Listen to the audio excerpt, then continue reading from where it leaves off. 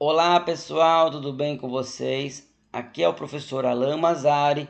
No vídeo de hoje iremos falar sobre os planos de secção, eixos de movimento e seus respectivos movimentos. Em relação aos planos de secção, nós temos três principais, que seriam o sagital, transversal e o frontal. Na imagem de cima, a lâmina vermelha representa o plano de secção sagital, que separa o corpo em lados direito e esquerdo. A lâmina amarela separa o corpo ou parte deles em superior e inferior. E a lâmina cinza separa o corpo em duas partes, anterior e posterior, e está representado pelo plano de secção frontal.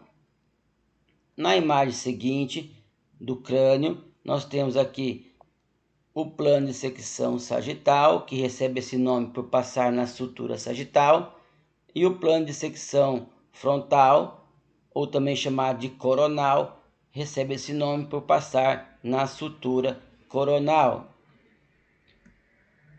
Nessa tabela, vamos preencher ela aos poucos e no final do vídeo ela estará completa, tá ok? Aqui, no primeiro momento, apenas os planos sagital, transversal e frontal. O plano sagital existe sagital mediano e paramediano.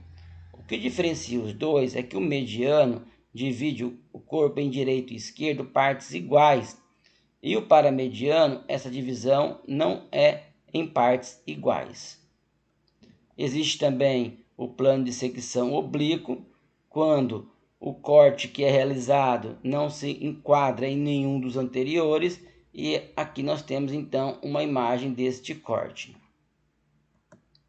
Em relação ainda sobre os planos, um outro exemplo, vamos usar aqui então o encéfalo.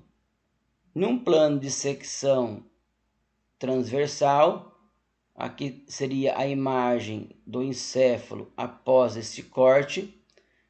No plano de secção frontal, essa será a imagem do encéfalo. E no corte sagital, esta será então a imagem do encéfalo. Perceba então que, dependendo do corte que é realizado, temos imagens diferentes de um órgão, de um segmento ou do corpo como um todo. Quanto aos eixos de movimento, eixos são linhas imaginárias que atravessam o nosso corpo, e nas articulações esses eixos proporcionam movimento. Nós temos um eixo chamado longitudinal, ou crânio caudal, crânio podálico. Temos também o transversal, ou látero-lateral, e o antero-posterior, ou sagital. Esses eixos estão relacionados com os planos. Cada eixo é perpendicular a um plano. Então, ele atravessa um plano formando um ângulo de 90 graus. O eixo transversal é perpendicular ao plano sagital. O eixo longitudinal é perpendicular ao plano transversal. E o eixo sagital é perpendicular ao plano frontal. Em relação agora aos tipos de movimento, neste primeiro momento vamos conhecer alguns movimentos. Primeiro, abdução e depois adução de quadril. Nesse caso, o tronco está fixo e quem está se movimentando é os membros inferiores.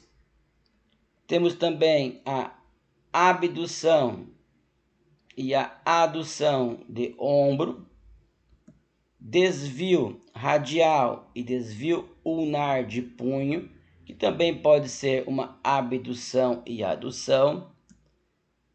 Inclinação da cabeça para um lado, depois inclinação da cabeça para o outro lado, e depois retornando para a posição anatômica. Também uma abdução e uma adução, dependendo do ponto de vista. Inclinação lateral do tronco e do quadril, depois do seu retorno para a posição anatômica. Também temos aqui, por exemplo, flexão, extensão, hiperextensão de cabeça,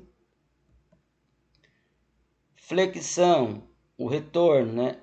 Extensão e a hiperextensão de coluna e quadril,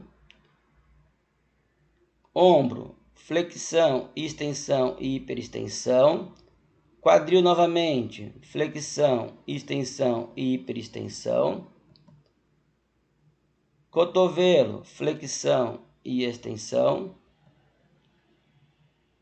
punho, flexão, extensão e hiperextensão, joelho, flexão e extensão, tornozelo, dorsoflexão e flexão plantar, ou flexão e extensão, ombro, rotação medial e lateral,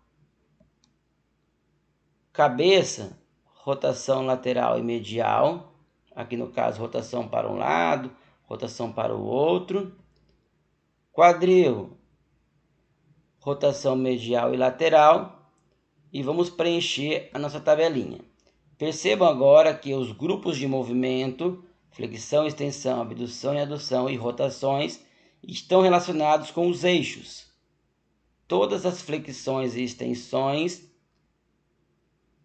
ocorrem por meio do eixo transversal, as rotações ocorrem por meio do eixo longitudinal, e a abdução e adução ocorrem por meio do eixo sagital. Classificação funcional das articulações sinoviais. Cada articulação pode realizar movimentos por meio de 1, 2, 3 ou nenhum eixo. No caso aqui do cotovelo, a imagem repetiu-se apenas uma vez porque só temos o eixo transversal, o que realiza flexão e extensão. Na articulação metacarpo-falangiana, a imagem repetiu-se 2 vezes porque temos o eixo sagital e o eixo transversal. Então ele realiza flexão e extensão, abdução e adução. E o quadril, como a imagem repetiu 3 vezes, assim como acontece com o ombro, porque ela tem 3 eixos, o sagital, o transversal e o longitudinal. Consequentemente, ela realiza flexão e extensão, abdução e adução e as rotações. Então, se uma articulação tem apenas um eixo, ela é monoaxial, como no caso aqui o cotovelo. Se ela tem 2 eixos, ela é biaxial, como a metacarpo-falangiana. Se ela tem 3 eixos, ela é triaxial, como no caso aqui o quadril. E quando a articulação, os movimentos não ocorrem por meio de eixos, ela é chamada de anaxial, como por exemplo a articulação tibio-fibular proximal, processos articulares das vértebras. Nesse caso, essas articulações desempenham apenas o deslizamento. Algumas articulações elas ganham um brinde, que é a circundução. Quando a articulação ela é bi ou triaxial, ela pode ter a circundução. Então, o punho tem circundução, o quadril, o ombro, a metacarpo-falangiana, porque elas são bi ou triaxial. Já no caso, o cotovelo não tem como ter a circundução. Esse foi o vídeo de hoje. Se vocês gostaram, se inscrevam no canal. Ativem o sininho para receber novas notificações. Deem um like.